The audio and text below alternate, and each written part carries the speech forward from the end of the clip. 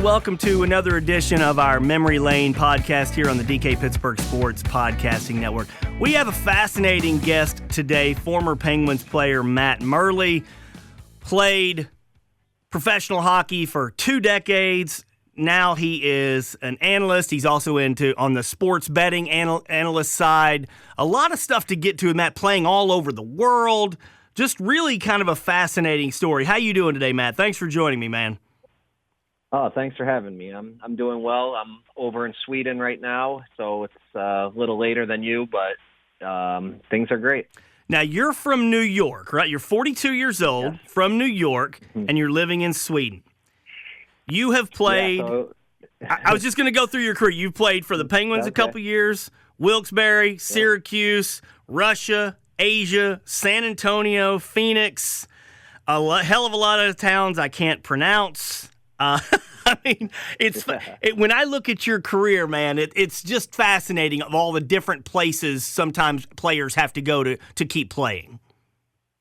Yeah, I was definitely a suitcase in my career, and the reason I'm in Sweden, I played 3 years here. I met my wife while I was playing here, so she ended up traveling around with me the last few years of my career, and now we're kind of settled halfway between half the time here and half the time in New York. That's really cool. I have covered the Altoona Curve baseball affiliate of the Pirates for 20-plus years, and a lot of times minor leaguers will come through a town and they'll end up meeting a girl, and it's the same kind of story. They'll end up getting married, and either they stay here or they go somewhere else. When you're traveling the world playing, how often does that kind of thing happen, that eventually you end up meeting somewhere, and it may not meet someone, and it may not necessarily be the exact same place you thought you would meet someone? Yeah, exactly. I mean, it's not the easiest life, especially when you're traveling with a baby, and now our daughter's 2.5 years old, and we've traveled, I think, 8 or 9 times with her back and forth. So it makes things a lot more difficult when you're trying to get both grandmothers to see her, but that's the way the world goes, and I never imagined this would happen, but it's been great. Matt, you played for Scranton Wilkes-Barre, you played for the Penguins in 03-04, and then also in 05-06. I want to ask you first and foremost about your NHL career. What's your favorite memory of your time with the Pens? Yeah, with the Pens, when I first think of it, I got to say my first NHL goal, even though it was very unspectacular. I was trying to pass the puck to a guy, and it hit the defenseman's skate and went in. But it was at the Igloo, so that's a really cool memory to have. But after all these years, the thing I look back is I got to play with Mario and I got to play with Sidney, two legends of the game, 2 of the top 5 players all time. So that's probably my favorite thing. When you tell people the story of the first goal, do you sometimes want to say, I had this massive slap shot from 30 feet away. It was absolutely gorgeous. The goalie had no chance. No, because most people now with the internet know I only had 2 goals, so they know that I was kind of a plug. So I don't want to get called out on it, and I don't even have a tape of it. I've been trying to find a video of it to get online and stuff of the goal. It's really bad. It was I think a backhand pass and through the crease, hit a skate and went in. So that's something I like to talk about. I like to talk about being Crosby's roommate more. And that's one thing I was going to ask you about. What, as a young guy, what were those experiences like? You can share the story about what was it like to be roommates with a young Sidney Crosby? Yeah, at the time I was kind of an older player. I was kind of, we had Mario and his older guys, but I was in the middle. I was an older guy. I came from college before I was a rookie, so I was kind of the middle guy between the 18-year-old Crosby and those other young studs and then the old guys. So I kind of took it as a great opportunity for me to kind of hang around Sidney and try to ride his coattails for a while. So, I hung out with him and, I just show him how to, like on the road in the room, I got the remote. I'm the older guy. I don't care who you are. I get it. I'm the older guy. Showed him the good restaurants on the road. And I heard a story the other day. He was talking about being down in Philly, and he still goes to the same restaurant that he did as a rookie with me that I showed him because I think he scored 2 goals that game. So he hasn't changed in 15 years or whatever it's been. Did he fight you for the remote, or was he more of the, okay, I'll go and let you have it since you're the old man here? No, he let me have it. He was very respectful, and he was only 18. He was naive to a lot of things still, and it was great to kind of show him what pro hockey was all about, the good and the bad, and a couple of things I probably shouldn't have taught him, I did, but I think it all helped him out. He's done pretty well for himself. Hey, I'm not letting you off. What's something you should not have taught him, but was something you probably couldn't have avoided at that time in your life? Well, one thing was it was actually, we learned together, actually, when we emptied the mini bar one time in our room when we had the day off the next day. And we were in such a hurry the next morning to leave, we forgot to pay the bill. So we leave, and that bill, when you don't go and pay for your room bill separately, it gets sent to the general manager. Oh. Yes, back in those days, our room was under my name. So all of a sudden, it wasn't Murley and Crosby come see the GM. It was Murley come see the GM because it was under my name. So I had to go in and explain how we had a $186 minibar bill that night. So we both learned a valuable lesson. Make sure you pay your minibar tab before you check out. Well, knowing the size of the drinks in that minibar, so $186. What'd you have, about 20 ounces of alcohol, give or take, total? Yeah, well, I mean, Sid was 18, so he didn't have any of it. Oh, okay. He was eating the Snickers bars and the Pringles and stuff. Me and a couple other guys were taking down the other stuff. That's great. So one more thing on Sid at that age. I mean, look, everybody knew what he could be. What was he at that point then, Matt, as an 18-year-old kid? What was he as a hockey player? What was he like off the ice?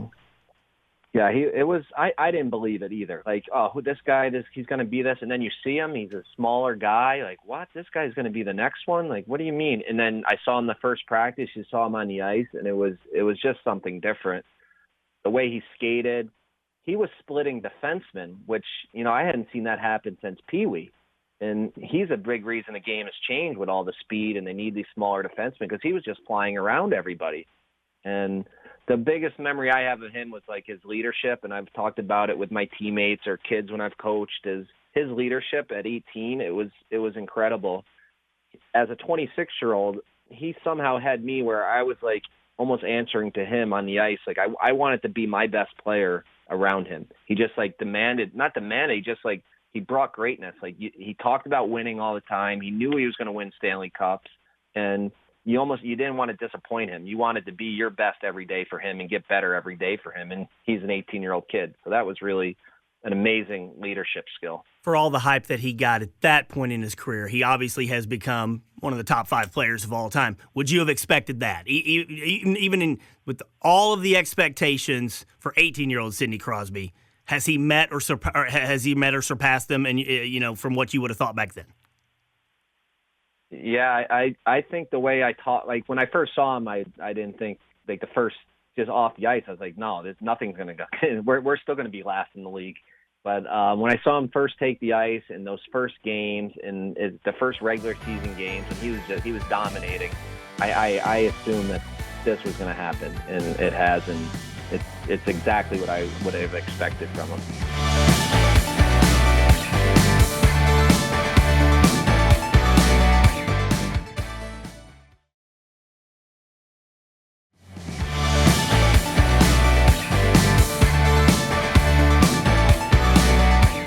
You make your NHL debut with the Pens in 03-04, and so you're up there with Mario.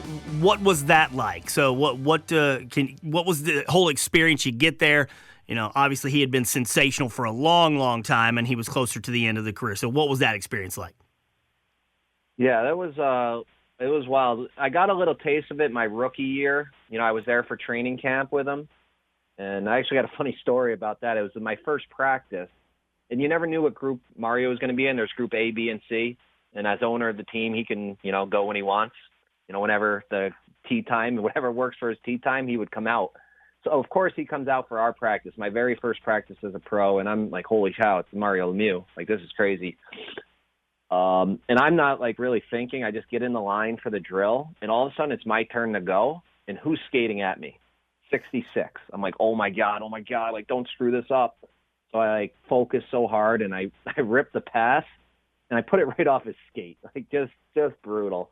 And so that was like my intro to him. And So I got to meet him a little bit then. So the next year when I made the team, through all the exhibition games, I'm there, and I got pretty comfortable with him. And, it was just an amazing thing to be able to share the ice with him. When you're out there and, you're trying to make it in your career and you've got this legend out there, intimidating, fascinating, you're watching everything. What are you doing to kind of soak in being on the ice with him?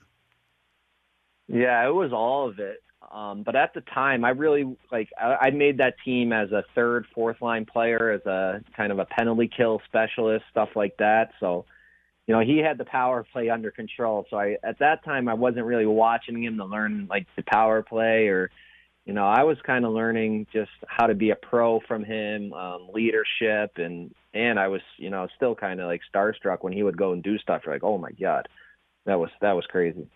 Now, all these years later, have you been able to stay in contact at all with either Sid or Mario, especially maybe Sid, since you had a little bit more personal experience with him? Yeah, I'm still in contact with Sid, and a few years after I left, we end up going to some weddings and hanging out there, and still exchanging text messages here and there. And we're actually heading with Spit and Chicklets. We're heading to Pittsburgh for the opening couple games. So I'm hoping to run into him, maybe grab some dinner, hopefully not as many drinks as we had out of the mini bar, but maybe grab a beer with him and catch up. All right. Mario, I have not seen in a long time. Okay. Again, hoping to run into him and see him as well. We'll be going to one of the games, and hopefully we'll get to see him and catch up as well. We're going to get into the Spitting Chicklets thing here in a bit, because that's a fascinating part of what you're doing now. You play a couple years for the Penguins. Your last year was during the 05-06 season. And look, I'm not trying to be – a lot of Penguins fans may have forgotten about you, okay? It's probably, hey, who are you talking – well, you ended up playing professional hockey for about 15 years more. And that's why I think your story is interesting, and why I wanted to kind of go down memory lane with you, because when you're out of the NHL and you're kind of out of the public eye, you did get back with Phoenix in 07-08, but then you're kind of traveling around, have stick will travel kind of thing. Just how is that experience? You're still probably trying to get back to the NHL, but you're traveling around the world, getting any opportunity that you can. What is it like going through that as a hockey player? Well, first part, the Penguins fans should thank me, because I was so bad that we were able to draft Crosby and Malkin. So, they should remember me for that. But I wasn't there long enough to be a big memory for them. But I was playing in the AHL, and like you said, I got a couple games called up. I kept being the leading scorer for my AHL team, and then I wasn't getting called up, or I would get called up and play 6 or 7 minutes. And at the time, my body was really hurting all the time, and I thought I only had a few more years left to play. So I wanted to make some money for my future, and I took a deal over in Russia. And, when I went over there, I knew I was done with North America. And I tell players that all the time when they're younger, if they're thinking about coming over. You have to be done. It's very rare for a player to go over to Europe and make his way back. Yeah, it has happened, but it's very rare. So when I left, I knew my time was done in the NHL. My goal was to go play 2 or 3 years in Russia and, just see how long the body would hold up. You do that in 08, and, you end up playing 10 more years. Looking back on it, how surprising was that? Yeah, and it's wild, and I give a lot of it to the 1 year in Russia, because I went over after I went to NHL training camp with Carolina, then I went over to Russia, and I only was playing 30 games or so, and it wasn't great. The next year I went to Switzerland, and again I only played 30 games. Where in these other seasons in Wilkes-Barre, I'm playing 100, 120 games if you're counting the exhibition and the playoffs. So it was just 2 really easy seasons on my body, and I had so many less injuries playing on the bigger ice, and in the more recovery time, you'd only play on the weekends and stuff. And it just really extended my career, and it just gave me the fountain of youth, I guess, and just kept going. And every year, everybody like, well, you're going to play again? I'm like, well, I feel great. They're going to give me all this money. I'm going to go for it. How different is the money? I've covered, like I said, I've covered the minor leagues for a long time, and I've known guys make $10,000 or $15,000 in the minor leagues, which is in the news right now because the minor leagues in baseball, they're unionizing. Then they'll go to Japan, and I've known dudes that have made millions over there. So what's the money? Yeah. What's the money like in when you're trying to bounce around? Scranton, Wilkesboro. Then you go to Russia, you go to Sweden, you go to Germany. What's the money difference there? Yeah, so that's what I mean. You're in the minors in the AHL. See, back in that day, they weren't smart enough either. These teams were lowballing you in the minors. They're good minor leagues players. They're giving you $80,000 to $100,000 US taxed. And then they're expecting you to stick around and then call you up for some games. Where now in the AHL, they're actually giving their call-up guys $300,000 in the minors, which is a lot smarter because you want those guys. You want good players down there to call up. You want good players around your younger players. So salaries were brutal in the AHL for us back then, and you get $100,000 there, and then there's a team from Russia offering you $500,000 tax-free. And you're going to play a lot less games, and you just go see an experience. So went for that, and Russia's great money. There, got not myself, but there was other guys making $1, $2, $3 million tax free. So, they're making way more than the NHL, and that was great. Switzerland, you'll see some $400,000. When you get to Sweden and the other countries, then you're dropping down to $200 to $100. But it's all tax free. You're getting in a car. You're getting an apartment. They take care of that. Most of your meals. They take care of all that. Okay. So it's great. They take care of all your flights. They'll give all your family flights. The 1 year I had my contract, I could fly over 4 of my buddies at any time during the year to come over. So you can get some good stuff. It was really fun, and I got to live an NHL lifestyle by and still playing in Europe. Those are pretty sweet deals, man. I really had no idea it was to that degree. Were you able to stockpile then and save and prepare for the rest of your life with your European money? Yeah, I've invested a lot, but I like to have a good time, and I obviously part of that has led to my newest job. Is the sports betting and going to Vegas on trips. You're going to spend a little money. Yeah, that's the way it goes. All right. So, again, you end up playing for 10 years or so. What is life like on a day-to-day basis in Russia? I mean, everybody knows now it's war-torn over there with Ukraine and Russia. It's evil to say Russia right now. You lived in Russia. Yeah. What was it like? Yeah. What's it like on a day-to-day basis? Yeah, back then I went over there with Nolan Pratt. He had played in the NHL a long time. He's current coach. He's assistant coach for the Avalanche now. So we flew over together, and we kind of were going in the middle of the season. So we kind of just paired up. We were like, we're just going to be roommates. We're going to do everything together, and we kind of just palled around. We'd wake up. It was really strange. Our practice wouldn't be to 5 p.m. So we kind of had to kill a bunch of time. Whoa, what the hell do you do all day? Yeah, it's a lot different than North America, where you get the practice, then you're done, and then you're heading to the bar for beers or the movie theater. But we would walk around, just kind of get lunch. You'd nap and head over to the rink early, tape your sticks. But we'd practice. That was pretty normal. Go out to dinner after. The strange part there in Russia was a thing called the baza. So it's each team has it. Baza means base, like an army base. It's basically a dorm. So the night before games, you would practice, and then right after practice, you'd get on the bus and you'd go to the dorm. You have your pregame meal. Everyone sleeps over in the same building. You wake up in the morning. You get back on the bus over to the rink for morning skate, bus back to the dorm, have a meal, take your pregame nap, bus back to the game, play the game, and then you could go home to your apartment. Oh, man. Absolutely ridiculous.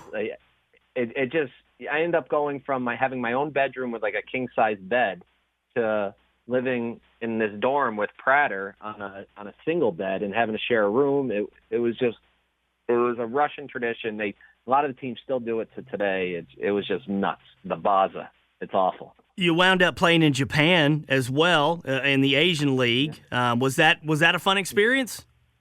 That was an amazing experience. Japan was unreal. After my year in Germany, I was probably going to retire. I was not having a lot of fun there at the end, and My buddy called me. He's like, "Oh, I just signed in Japan." I'm like, "Jesus, that's crazy." He's like, "Why don't you come with me?" I'm like, "No, man, no, I'm done. I'm done. I had a good run. I've had enough of this." He's like, "No, you got to come with me, Ryan Caldwell." He's like, "No, you got to come with me. You got to come with me." He's like, "I have this guy call you." Guy calls me. Next thing you know, he tells me how much money I'll get. I'll go live with my friend. I'm like, I asked the wife. She's like, "Yeah, let's go for it. Let's go have some fun." And went over there, and the Japanese culture and the people were the greatest thing I've ever seen. It was so much fun. The hockey was fun. It was relaxed. We traveled great. You got your own room on the road. You had these meals. The food was unbelievable, and that's why I found my way back in that league with a team in South Korea the next 2 years. Man, these are great. We probably could go on for a long time about this because I love hearing these kinds of stories. But I do want to ask you a hockey question. What's your favorite on-ice memory of all of those years in Europe and Asia? Europe and Asia, all of them. Wow, that's a good one. It has to be where I am now is in Sweden, in Sundsvall, Sweden, is our team Timrå IK. We're in the top league now in Sweden. The 1 year I played, we were horrible. We were the worst team, I think, in the league history, and they do a relegation system here, so you can get knocked down a league. And if that happens, then the money just drops for everybody. Say the front office goes from 30 people to 15. The salaries are going to go from average 150 to 75 for all the guys. Like, it's just going to be brutal, you know? And everybody had us picked to go out. We had this 10-game series. We ended up winning it and staying up, and I had a ton of points and goals, and it was just amazing. It was like winning a cup. That's like winning a championship. When you're it's kind of almost like saving the damn franchise, right? Yeah, exactly. It was exactly like that. Like, it was more important to win that than to win the championship for our team. Yeah. And, you know, we celebrated for a week like we won a championship, and you know, I never won a championship, so that was the closest I came to celebrating like one. That was a really cool memory in Timrå. That is great.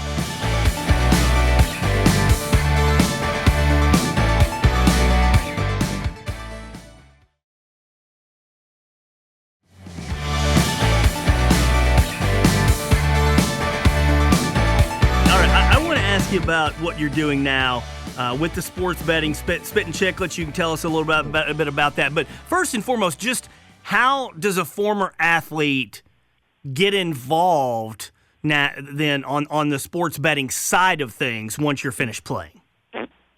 Yeah, well, it actually comes back to Pittsburgh and Wilkes-Barre. Ryan Whitney, I lived with him actually at Union Station there, the old train station in Pittsburgh. We lived right downtown. And we were roommates for 3 or 4 years between Wilkes-Barre and Pittsburgh, and afterwards we continued to be great friends. So he starts this amazing podcast, Spit and Chicklets, and it's going on for years, blah, blah, blah. I'm a huge fan of the show, listening all the time, and it's really cool. So things go on, and they get bought by Barstool, then Barstool gets bought by Penn National Gaming, so they need to start doing a little more gambling content. You know, they got to start getting some sports betting. I introduced Ryan Whitney to, like, casino gambling and sports gambling. I was always a gambler. I was going to Saratoga Horse Track since I was a kid, and I always was in the gambling on football and basketball, and, you know, I knew all that and stuff. So I don't know exactly what happened, but at one point Chicklets needed to do some more gambling stuff, start talking about NHL lines and picks and stuff, and you know, Biz didn't know anything about it. Whit knew a little bit about it, but Whit goes, I know a guy that's great at this stuff. So he reached out to me. I was coaching a youth hockey team in Rochester. He's like, would you want to, like, start writing some blogs and, like, making NHL picks and stuff? I said, yeah, I'd love to help you guys out. So I just did it as, like, an intern, basically, just for fun, just writing blogs every few days and making some picks, and it kind of took off. The biggest thing that probably happened to me, I started tweeting about European hockey, which I had a little bit of an edge on because I've played in all the leagues. I knew the travel. I knew the home rinks. I knew a lot of the players still. So I went on a really good run with that and with the help. So then Spit and Chicklets started talking about me on there, and it kind of all just exploded, and I kind of just kept creeping up and up, doing more and more, and you know, going on the trips with the guys, and you know, now I'm jumping on the podcast every few times, and it's just been an amazing job, and That's how it all started. What all do you do then with them now? Like, are you handicapping games? Are you giving picks? What is the duties that you end up having to do for Spittin' Chicklets? Yeah, so like a daily thing would be like the Twitter is like I'm always promoting their videos and our podcast and just marketing all of that, and then I'm marketing the Barstool Sportsbook. So around each day, the Chicklets will have like a special bet on some of the NHL games. So for instance, like Pittsburgh, the one game was Sid looking for goal 500 this year? Was it? Mm-hmm. I think he got. So I made the bet. I said we contacted the sportsbook. I said I want to make the Chicklets special tonight. I want it to be Crosby to score and the Penguins to win. So they put the odds together and say it's normally plus 200. Okay. For the Chicklets boost, we call it, or Chicklets special, they'll raise those odds for us. They'll make it 230, say. Mm-hmm. So if you bet on Barstool, yeah, you could do that bet on some of the other sports books, but you only get plus 200. You do it on Barstool under the Chicklets, you're going to get plus 230, which is, a big advantage. So, boom, that hit that night for us. But that's what I'll do like each day is I'll try to make a good prop bet like that, including the bigger games or the premier games, the TV games.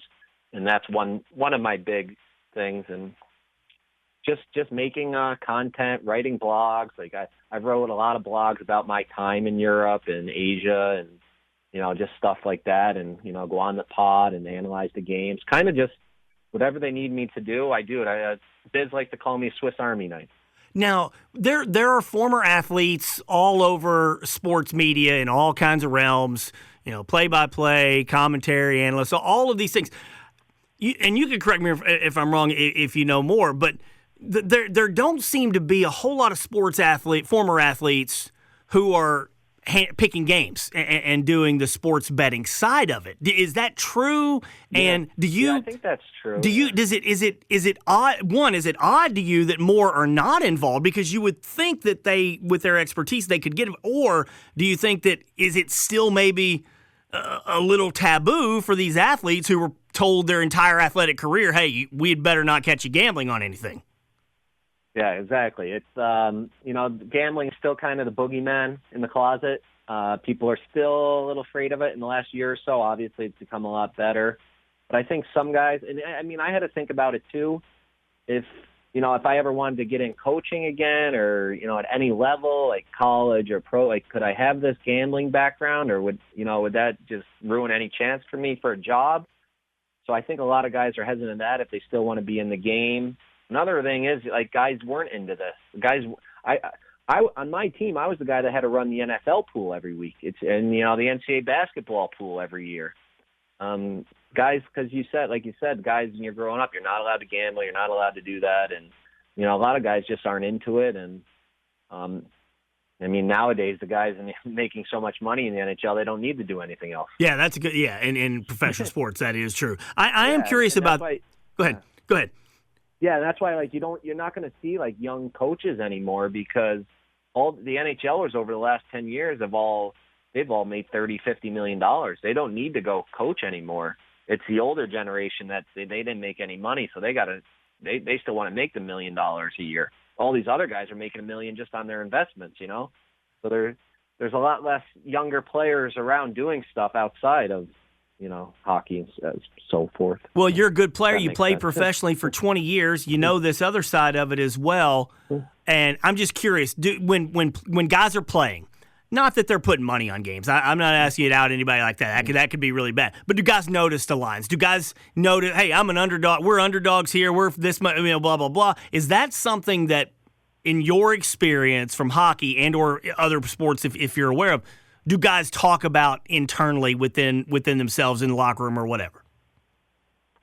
So in North America, definitely not. Especially back when I played, lines weren't even really known. Nobody even knew how to bet on hockey really back then. You'd have to get on the newspaper, and the lines were kind of weird how they worked in hockey back then. And we were all so scared of getting caught, so we 100% didn't do it. That totally was the opposite by the time I got to Switzerland. When I got to Switzerland, where it's all legal and everything's fine, there was guys on my team going out in the intermission. They wouldn't sit in the locker room. They would sit on the bench and because they would want to watch the out-of-town scoreboards because they were betting on the other teams in the league. So it was all allowed to bet on teams in the league? All in the league even. You just couldn't bet on your own team is like the one rule. But holy smokes. Once I got to Europe, it was all known about and it was talked about. When I was in Sweden, I used to tell I have a good buddy here in Sweden, and he would text me, be like, "Are you guys going to win tonight?" And I'd be like, "Yeah, like, we're going to win tonight. Like, we have to win tonight. We're playing a team just as bad as us. We're ready." And we would lose every single time I told him.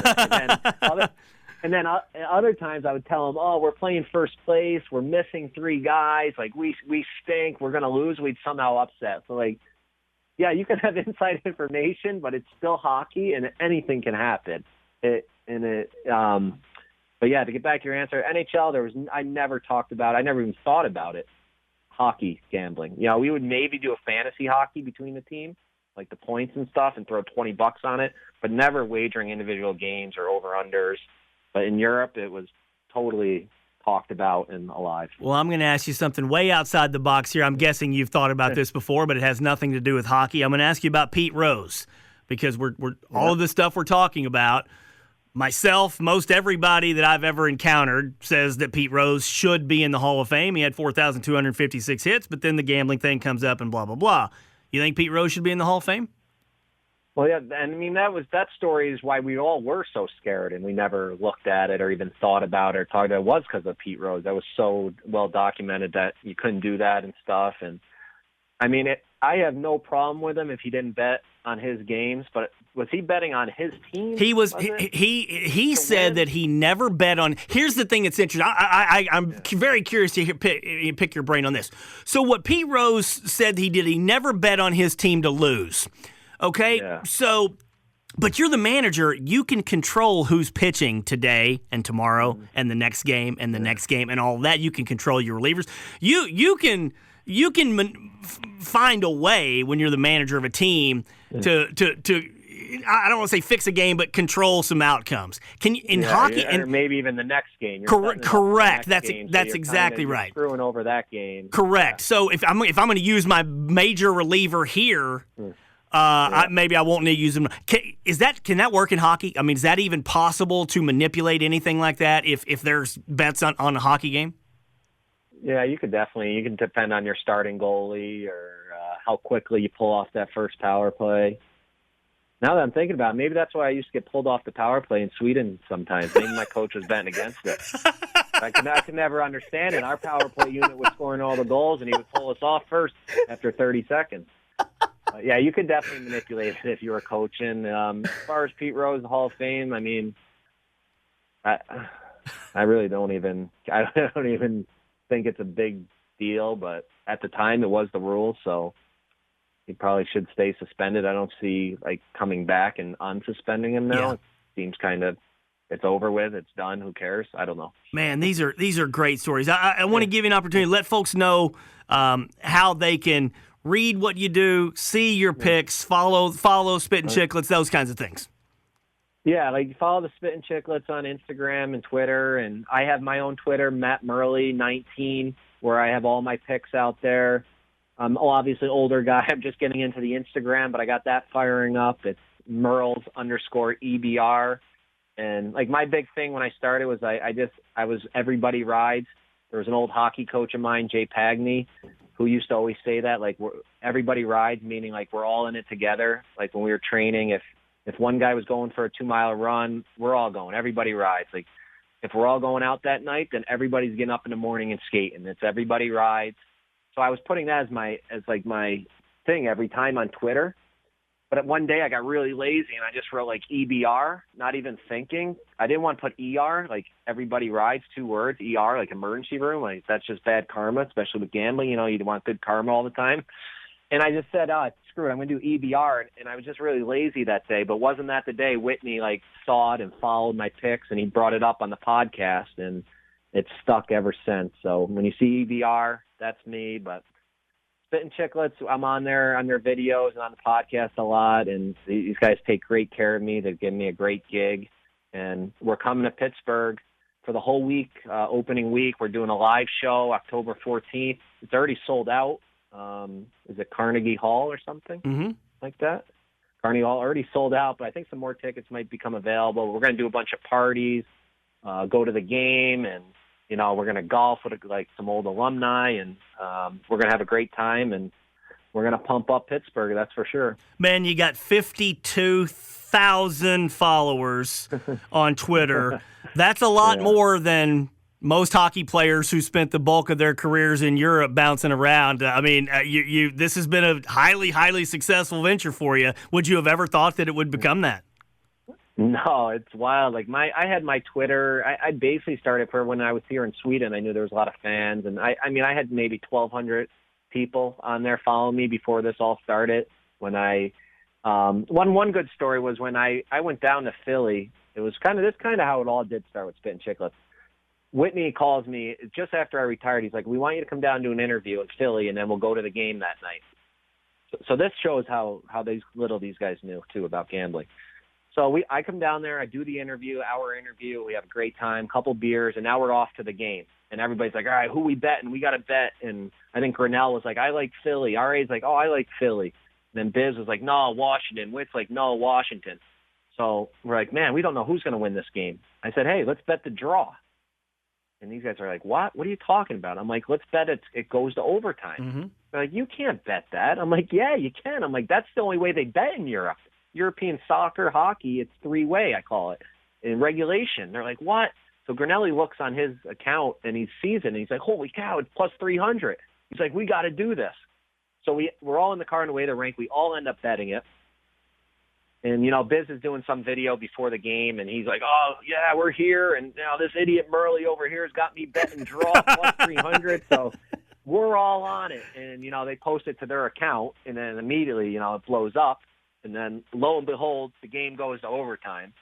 So they got us videos of us celebrating, and I'm a genius. We all want a ton of money, so that's what kind of got me known as their gambling expert. And when that job came up, I was, I get along with them. I played a little bit with Biz, and I played with Witt a long time, and I know I'd be a good teammate. And that's their main thing there is just be a good teammate with the crew. And we have so much fun. We work hard, but we have some fun too, and it's been a dream job. Is that the play then, man? The draw? Is that a toss-up game? Will that pay off more? If you hit 3 out of 12 or so, are you going to end up making money for the 9 that you don't hit?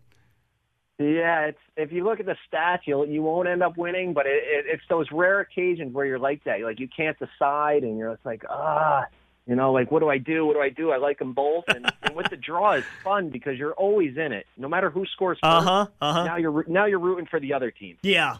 And then when it's tied, you're like, yes, good. Just don't do anything. And then, you're really never out of it unless it gets like 3-0. Then, you're probably done. But it's a really fun way to watch a game. And that's what kind of really all started it way back. And after that night, I went from maybe 1,500 followers to 3,000 just like that overnight with the Biz video. And as it goes, like at Biz and Barstool, they do something. It just keeps getting bigger and bigger. And I've been really fortunate to jump on these guys' coattails. I wanted to ride Sidney's coattails for the Stanley Cups, but I missed out on that. And now I'm jumping on these coattails. Man, Matt, these are great stories. I love the whole stuff about traveling the world, all the stuff about sports betting. I can't thank you enough for sharing everything. Best of luck to you and your family. I know you have a little girl. Best wishes to everybody. And I cannot thank you enough for sharing all this stuff, pal. No problem. I had a great time. Pittsburgh brings back great memories. And like I said, I can't wait to get back there in October. It's going to be a great time. Great stuff, partner. Safe travels. Thanks, man. All right. Thank you. Bye.